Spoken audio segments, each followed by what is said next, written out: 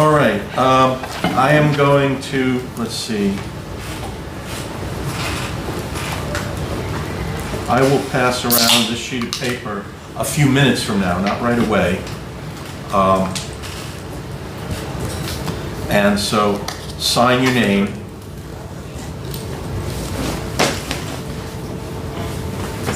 I'm numbering it. I don't know that I have to number that, but sign your name. And if you sign your name on here, we will take that as verification of your attendance.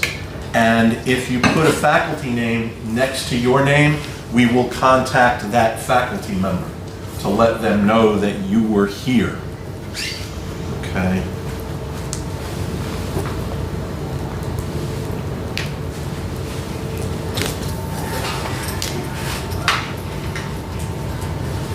Oops.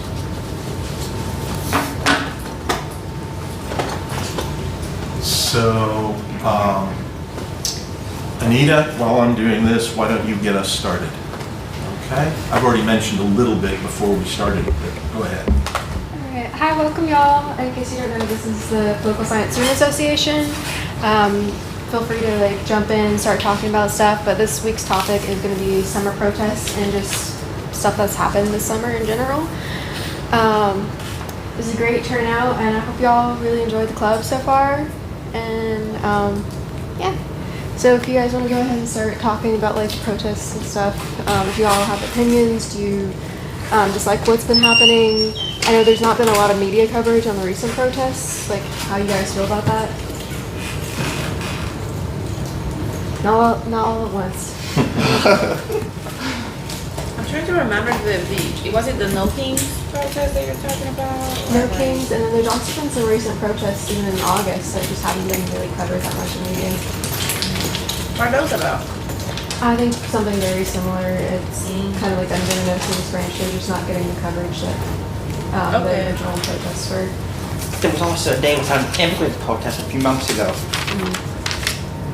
There's been a lot of immigration protests.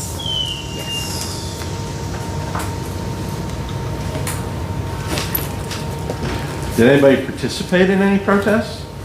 I went to one. Did you? How did it go? What was it about? I was late. You were late. So everybody was leaving. Oh my goodness. Did you hear about it from anybody? Yeah, my boyfriend was the one who wanted to go, and he wanted me to go with him. And then, it was raining. I think police were already throwing gas at them, and that's why really? everybody was leaving already. So where was It this? was a Chambly. Okay. And you know what was it a No Kings thing or was it something else? Yeah. Okay. That's the only one that I know about. But, Oh, that's interesting. yeah. Others?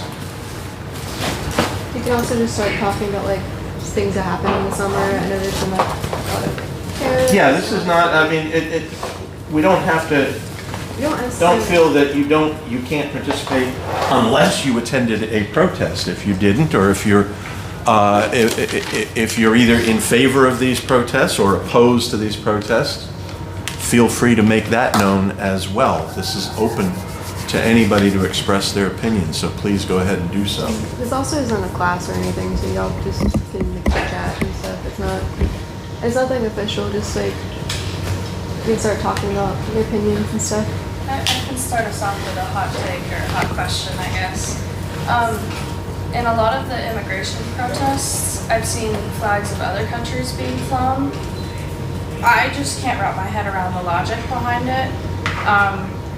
You don't want to go back, but you want to fly the flag. So if anybody could explain that, that'd be cool. Well, I guess someone is just being proud of your heritage. I guess it's the same concept of the Deep South still flies the Confederate flags, even though people don't necessarily like those flags. They still see it as a thing of pride that you're from the South. I think whether or not they still really love and want to be here in this country and still want to be American, there's still that was where I'm from, that's my family. I know some people are still proud of their Irish heritage or their Native American, their German, their whatever heritage that they have.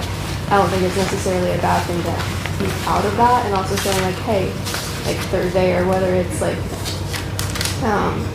different Latin American countries in the South, or like a Mexican flag being shown, is not basically saying that they want to be Mexico here.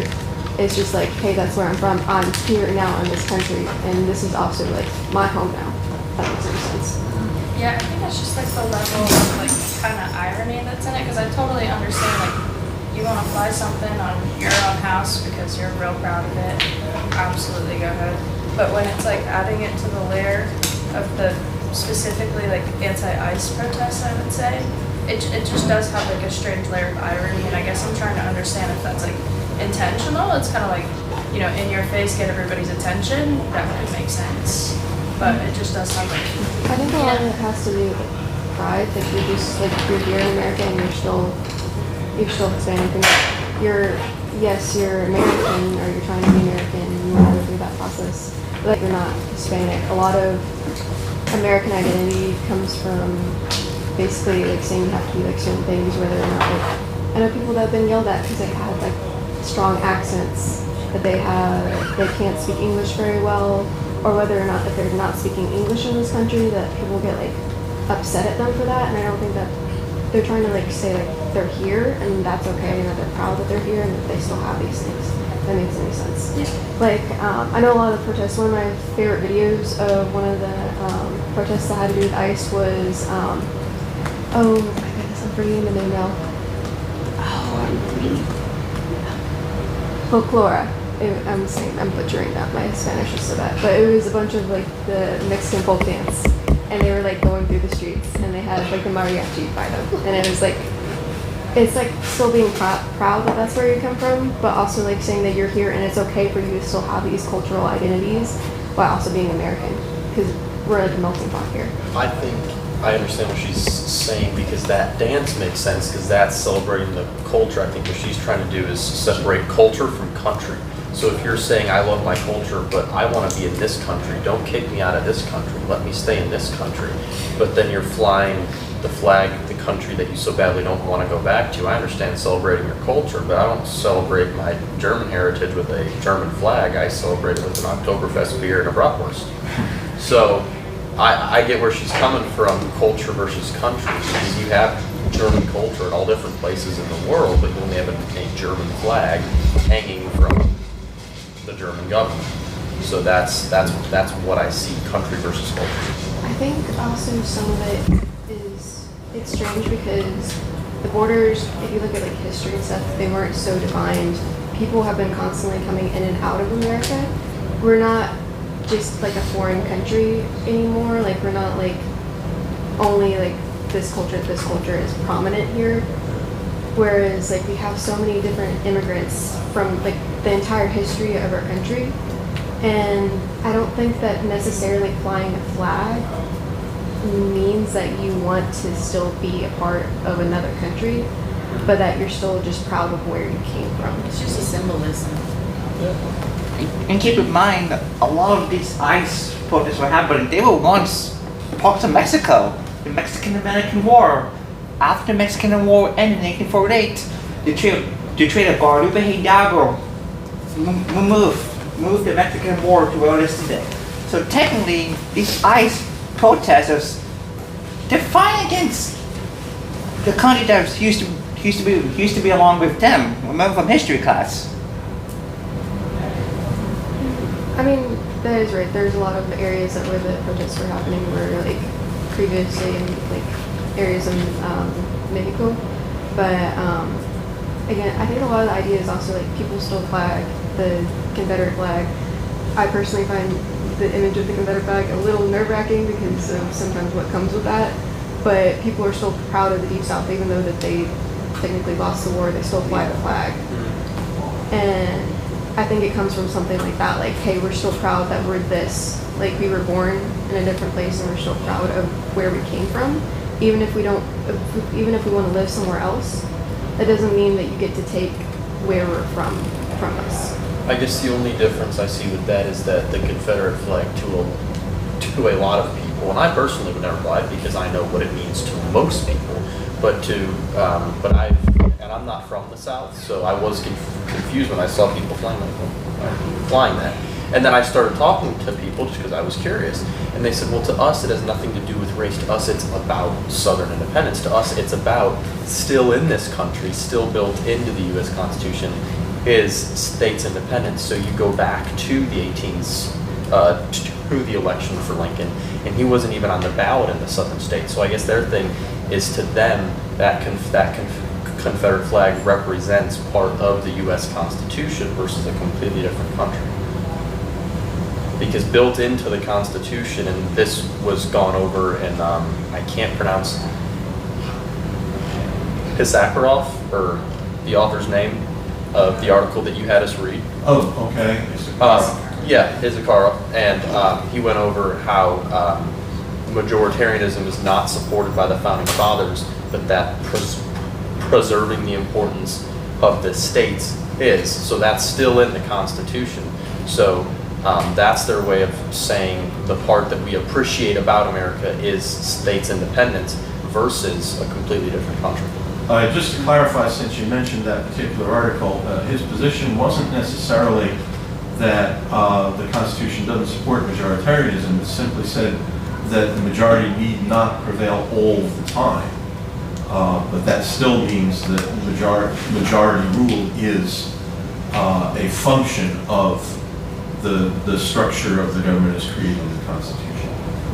And we see that in the winner take all for each state. And just one more thing about the flags, the point you were saying about, it's not necessarily that people aren't like proud of where they come from, like just because they want to live somewhere else.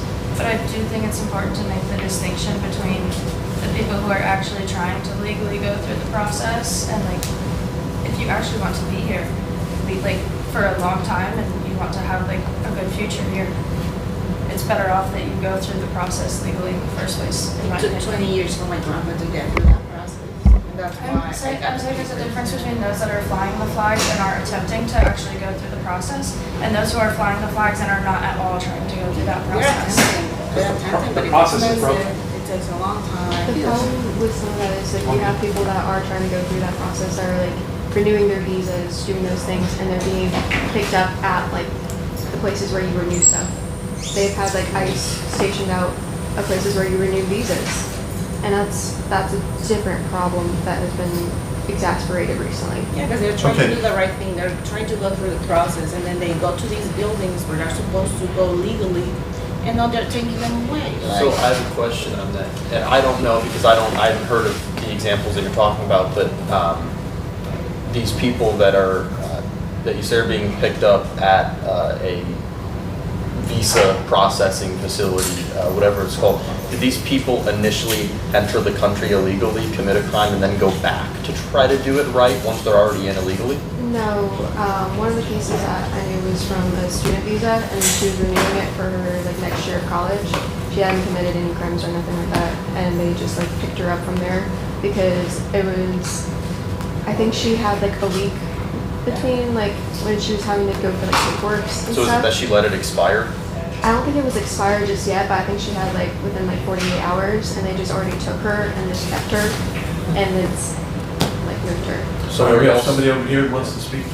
Did you want to say something? Yeah, so, I mean, the Cato Institute's been reporting a lot on these cases, how what happens is someone comes into the country, claims asylum, and there's a process to that. And then during the process, the new administration has taken the stance of dismissing the case. Well, now there's no longer an asylum case processing, even though it was in process, it's no longer there, so they're now in the country illegally. That's, in my opinion, unfair. That you came here, you were trying to go through the legal process, but your case gets dismissed for an assortment of reasons, typically because the ICE wants to argue you don't qualify for asylum because your country's not actually unsafe. But we actually know countries like Guatemala, Mexico, they've been suffering from foreign intervention, from cartels, and it's just a very broken place. So to say that you should just come in legally, the process doesn't work. So, and especially with the new administration's stance of dismissing asylum cases, you can't say come in legally and then you try the process and the process fails you. So I understand. I also sympathize with the thing about flags. I personally think it's a bad optics issue. I mean, I don't know if you guys seen the picture that Trump has posted on Twitter and on Truth, where it's the person flying the large Mexican flag and there's like cars burning in the background. That's a terrible optics issue. As pro-immigration as I am, that's horrible. And I'm willing to say that here. But also, to say just come in legally, just do the process, is also kind of like simplifying the issue to just do the paperwork. Well, it's not that simple. So that's my opinion. Oh, go ahead. I think I agree with your argument. I think that we do have to draw the line with people that seek asylum, people that have student work visas. Like, what about the people that are brought here as kids, as babies? You know, you give them the right to work, or not the right, but the ability to work and then pay taxes, and then there's still no path to citizenship. You know, where do they have been in this country since they were babies. They've learned only English. Like, where do we draw the line where, well, I still carry my culture and I still carry my beliefs, but the country that I've always been in doesn't accept me, doesn't fight for me, it doesn't have a place for me at the table. I think that is a very important distinction that we have to make about the process isn't that easy. It's never easy, it's expensive, and just having more awareness about that process, not just with Mexico, but with other people like Asians and, you know, African Americans. It's just, it's complicated, and I think we do have to make that distinction of people that didn't have a choice or didn't have a say in that. That's my point. Yeah, I don't mean to like oversimplify the process entirely. Obviously, the system is broken because it was one of our biggest issues in the past election. So like everybody's aware that this system is very much flawed. I think what maybe understandably some people are failing to see within this administration is that if we don't kind of close up shop for a little, let everything process, I hope the right way. I don't want to hear about cases of students getting picked up and taken away, assuming that she did everything right when she was supposed to and all the things. But this administration is attempting to stop the overflow of people that we have coming in so that it isn't such a backed up line of taking so many years for people to try and get through this process. I would just say that, like, I think that the Trump administration right now, they still want visa workers and green card holders and just more immigrants. So. As for the process, and I understand that the process is broken, it's not perfect, but you're looking at tens of millions of people that want entry into a country. This is like the largest logistics problem I've ever heard of. And then you get people that are upset when it takes a while. And I understand that that's frustrating, but you're requesting citizenship to a country. No one has a right to citizenship in another country. And I believe to make the process as easy as possible, get in as many people that want to do the process right as you possibly can. But because there's no, in the same context, if I wanted to go become a citizen of Poland and all of a sudden it was taking long, I wouldn't abandon the process. I get that the process can be frustrating or it might take long, but this is a massive logistics problem. It's tens of millions of people. It's not going to be quick. You're not going to apply and a month later have citizenship. It doesn't, you know. Okay, I'm going to jump in for takes just a a while. second, just to let everybody know. I'm going to pass around the attendance sheet, and if you want us to verify your attendance, please put your name on here. Okay? So I do want to say I'm a history major, and we actually have had times in the past where we've had even more immigration than now. Ellis Island, Angel Island, we've had equal levels of immigration, but we didn't have as much process or as much problem. Why? Because we had less of a process. It was as simple as coming to your interview. Are you a communist? No. Are you this? No. Do you have an infectious disease? No. Come on in. You can work. You get a work visa. Today, the process is way more difficult because after our time with us, Ellis Island and Angel Island, we implemented quotas before World War II, which don't even get me started on that because that's a whole issue on its own. We implemented quotas, more of a process, more of a questionnaire, and now we've kind of spawned, back then there wasn't even a concept of like an immigration court. Like, why would you go to court for something as simple as coming in and going to an interview? Now we have a whole immigration law system, a whole immigration court system, and it's just like, I understand it's a logistics problem and lots of people are coming in, but it's a logistics problem because we made it so, because we made this process way more difficult than it used to be, and it hasn't had a problem until now. I get that. Well, courts are where you handle when people break the law, and with Ellis Island, those people got in line. Those people were all willing to go through the process legally, but when our customs agents and our border patrol agents are completely occupied by millions of people completely unwilling to go through the process, Why? then it takes all their attention away from the people that are. Why do they want to come illegally? Because they don't want to go through the process. Why? They'd rather just come in. But coming from countries has no stable, like that is one thing, but why would someone come illegally? Because they don't want to go through the process. But why? right? If the Because process- it takes time. If the process is there, why would they not just go through it? Because it can take a while. So the system's broken. Yeah, the system's broken, but I don't think that gives a non-citizen a right to abandon the system of another I understand, country. and I agree.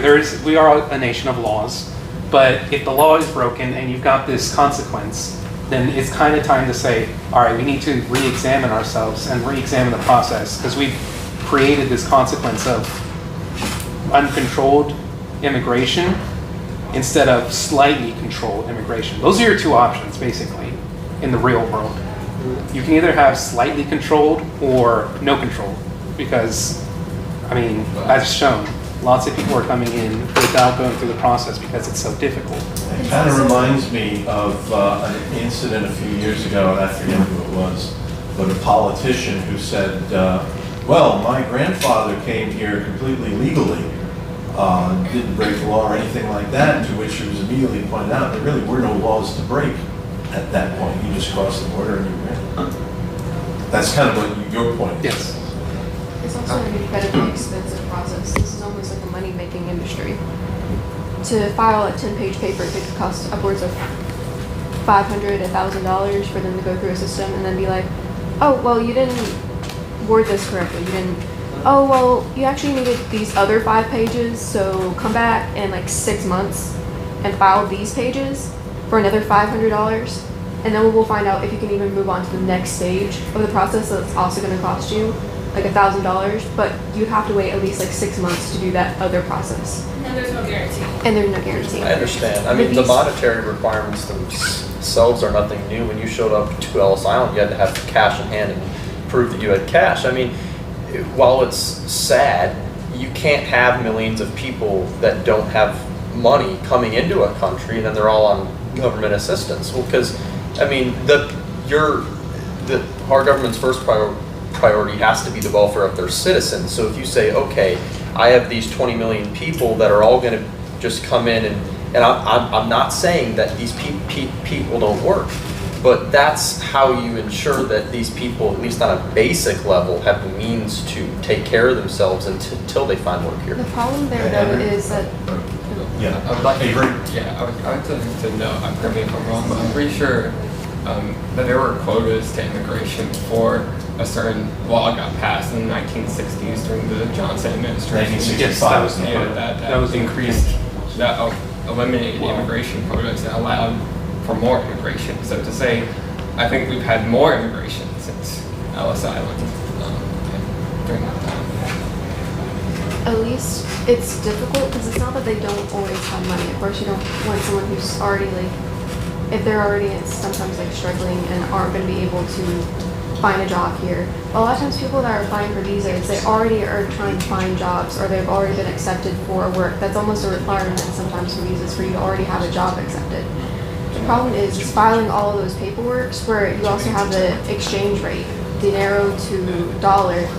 It's not always weighted the same thing for South American money. So then you have this exchange rate difference.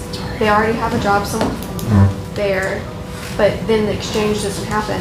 How we're paid in the United States is very different than how a Yeah. good job Our in dollar's worth a these- lot more. Huh? Our dollar's worth a lot more, you're absolutely right. So there's an exchange rate issue. Then there's also the like, oh, if they already have a job lined up, and then, oh well, we think that job's great. We think that your paperwork's great, but you know what? We actually are going to need this and this from you, and it's going to take another 6 months for these like 5 pages of us, and then the system's backed up. Oh, but your job's not going to wait for you for that 6 months, so now you're going to have to figure out something else. It's not that these people aren't trying to line up jobs that they won't work here. It's not that they wouldn't be able to make good money here. It's the fact that the system and the way that it works is trying to get as much money from them as possible, while also making it, in doing so, making it harder for them to even make money and do things here when they get over here at first. How the system's lined up, it exceeds for failure. And that's where things need to change. Because the system should not take, for a work visa, shouldn't take 10 to 15 years. That's probably around the average for a lot of people, is 10 to 15 years. Some people, if they're really lucky, 5 years. It also depends on the country. But a lot of times it's 10 to 15 years for that. Even for people that are married. People that get married, people think that there's like that like 90-day fiance stuff is like makes immigration process so easily. It doesn't. You have people that get married and they're separated for a decade because one country can't like agree and get the paperwork or whatever, and they actually love each other. They actually want to be with each other, and so there's all that difficulties that come with that. Like the system is not that. It's not easy. It's incredibly hard. It's incredibly frustrating. People that have like good like blue collar working jobs and stuff, that even you have to be incredibly rich, and you can pay your way through. You have people that are very rich, can get visas, can get all these things, and all they have to do is be like basically millionaires, and then they can get through the process within like a year. So help me understand. Are you trying to say that you want to uphold laws, but that you want massive reform to the process, or are you trying to say that you want to not enforce the laws until the process is reformed? Because while those examples are true, I also, and again, your personal experiences shape your opinions. So I worked personally at a tree farm with 4 Mexicans, and they're on, I think it's called a H4. I don't know which number it is, but it's for agriculture. And so they work here 10 months, and then they go home to Mexico for 2, and they do that for 4 years. And if they hold the job for 4 years, then they automatically can apply for citizenship, and they're accepted within a year. And these people that I know, under this law, they're provided housing, they're provided food, they're provided transportation. I know this family, it's called Kinsey Family Farm. So are you advocating to not enforce the laws until reform is made, or to uphold the laws but create reform as fast as possible? I think reform as fast as possible would be good, and I'm not saying not to uphold the current laws, but also to have almost like a lenience policy, especially for those that are already in the country under a visa. When they go to renew a visa, sometimes the process does not work the way that it should, and it takes much longer. It takes a lot of money. There needs to be almost like a leeway where people can go through the process again to renew their visas. And also, I think that while I understand why we can't just have like free borders, we can't just have like everybody rushing in, but I think that there also needs to be a line draw where we also like understand that our process is so screwed up that we shouldn't necessarily be incredibly harsh towards people that are going about it the wrong way, yes, but we need to reform the things. Like we see that there's a problem, but all we're doing is enforcing right now while not changing a lot of the issues that are there. If we actually change the process, if we change and reform the process, then maybe we could stop having the issues that we're having right now where we're having to enforce the way that we're enforcing.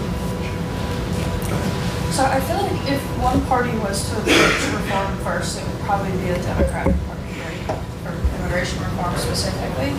And I'm just wondering why, like, it never came up sooner, that if the process is already so overwhelmed, why was it never an option to approach close down our borders more. I think America likes immigrants, and that's why they welcome them before. If anything, Texas was not American. It was not part of the United States. They wanted their farmers, they wanted their workers, they wanted all of the people working for like $5 a day. Of course, they wanted them to come. That's why they never closed the borders. But now it's getting messy because not all. I'm not gonna defend the immigrants that are criminals. Of course I'm not. They're bad people too. It's like you cannot tell that all of us are trying to do the right thing. No, there's bad people too, and we cannot avoid that. Unfortunately, there are bad representation of what an immigrant does, and it just puts a bad image of all of us. Like me, who tried to do everything. It took 10 years for me to come here, and I did it legally, and $10,000 for me to be here. And it's just, sometimes I feel like asking for empathy is a lot for people who have not lived that reality. I lived that reality where my family was being attacked by all of these criminals back home. El Salvador was the most dangerous country in the world. And I survived. I was running away from town to town because they were asking for money from my dad, and my dad didn't have money because he had a small business. So yeah, we came here because we were running for our lives, and my dad wanted a better future for me. Now, as someone who lived through that, I think you're probably the best person to ask because you saw those people. You saw both the people that wanted to come here for good reasons and the people that didn't. So you saw both. And so what I want to ask you is, what do you think is the best way to filter? Because obviously you can't just have a sheet of paper and ask someone if they're a criminal. And I get that there is no perfect system where every person with good intentions gets in and every person with bad intentions is kept out. That's not realistic. But what do you think would be an effective way to filter? Do you think that, because I know that with the cartel corruption below the southern border, it's not like you can ask the Mexican government for criminal records. That doesn't work. So what do you think would be a good way to filter? Well, they did a lot of filtering with me, and I was a minor. I was 17, and the process got delayed just because I was not 18. Back home in El Salvador, once you're 18, you can ask for criminal records, and that's what I didn't have. That's why I came too, because I was a minor. My dad was he was my guardian. So they delayed the process so I could go to the government and ask for my criminal records, and then they could see that I was clean. Back home as well, if you're a minor and you do a crime, they don't count it. So I think that's how people who have committed crimes, because bad people over there, they start killing people from 14 years old. Like they join the gang and that's what they have to do to join. They have to kill someone. So back home they don't count it. So I don't think it's something that America can control, honestly. That will be my country's blame, that they have to do better. They are doing better, luckily, but that's not the reality for all the other countries. El Salvador is getting better, yes. And that's why people are losing their asylum, because now it's a good place for them to go back home. But what happens now? Everybody's here. My family is here. I don't have friends over there. I don't have family over there. I don't have a house to go to. So it'll be like starting from zero. So I really don't think they have. That's why the process is so long as well. I can understand why it's so long. Like when I was 13, that's when the process started, and it got delayed until I was 18. So I think they're trying their best. America is trying to do their best for them to just welcome people who are good people, right? Good citizens. But it doesn't work that way. Did you want to address that? I kind of want to ask a philosophical question.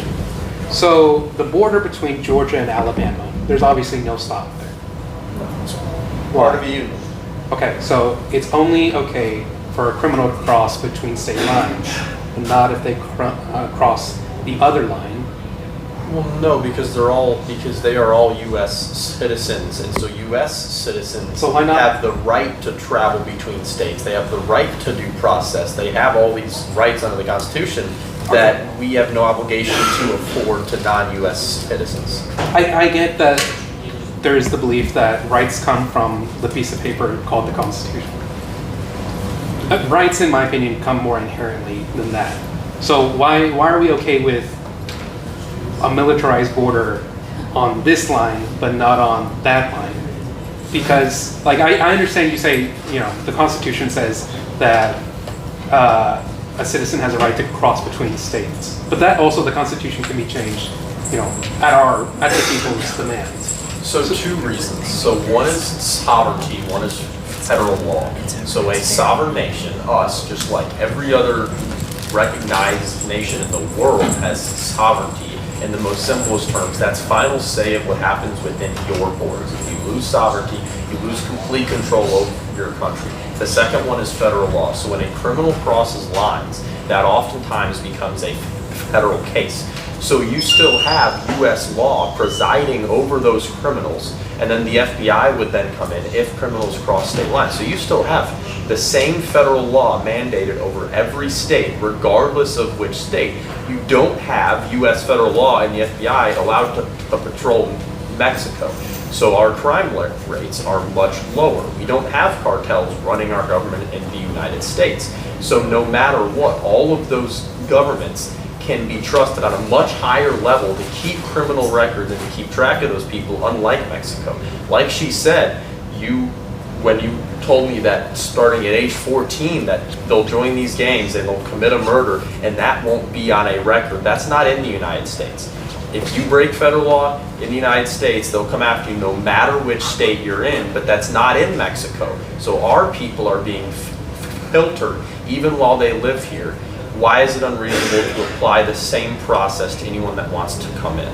So when someone comes from Mexico, crosses the border into Texas, and commits a murder, they still get arrested, they still get charged, processed, and likely convicted of a crime.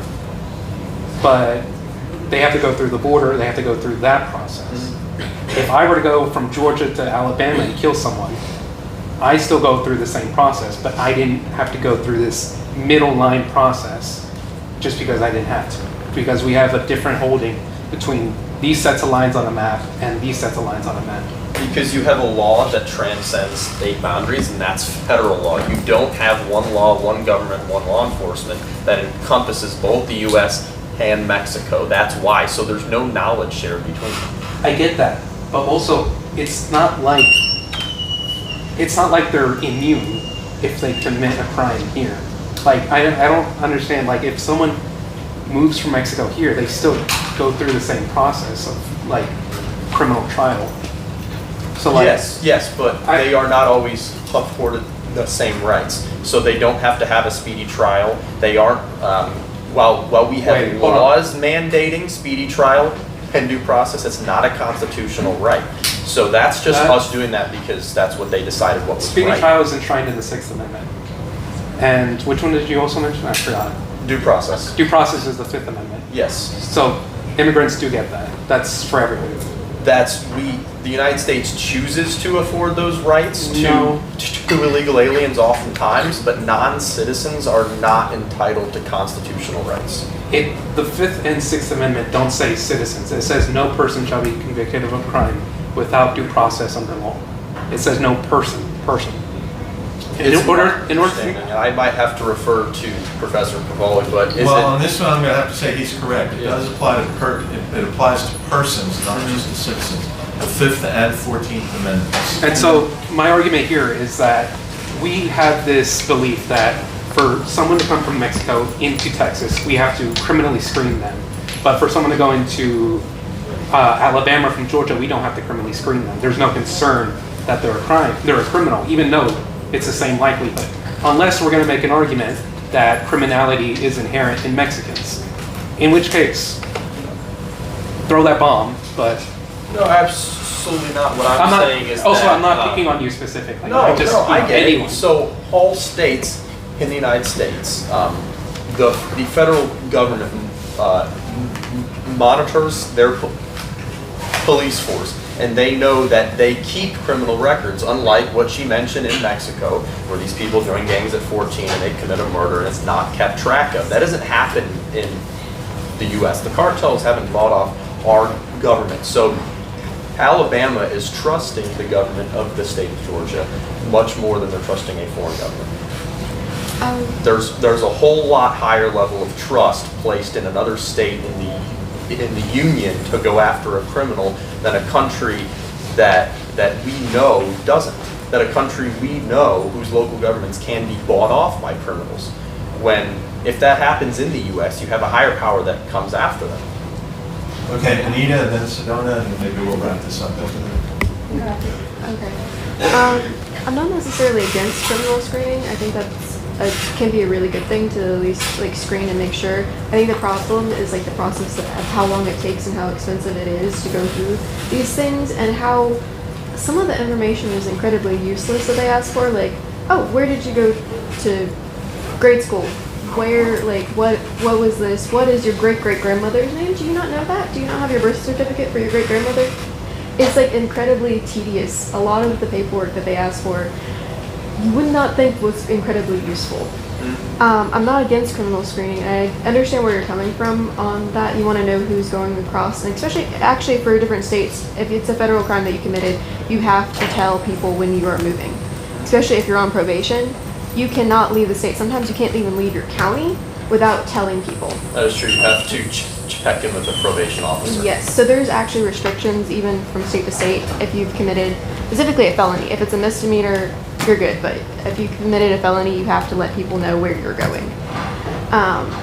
So I'm not against having regulations. I just think that the process in itself, going through it, is both tedious. A lot of the information is not incredibly useful, and it also causes problems where people, again, like 10, 15 years, I'm not saying we should allow every criminal in, but there's also people that are good people that are hoping to get away from difficulties that are happening in their country, which the United States was also partly at fault for. You can't take out like what we've done to some of the countries in South America and below us. We did hurt other countries. We destabilized their governments for our own gain.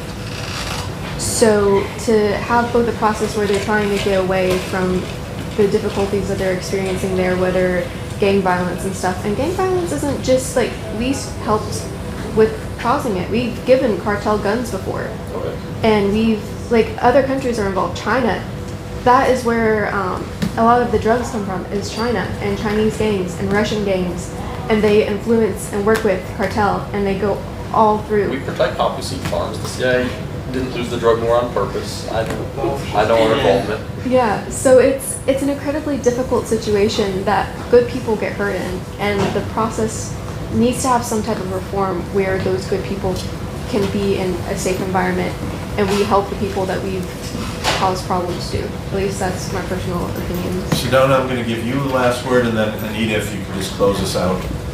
I was just going to ask, one, thank you for sharing everything that you did. And also, it seems that your family went through hell and back to be here. And you guys went through the system, did everything that, as hard as it is, and as much as we all acknowledge that it needs to be reformed.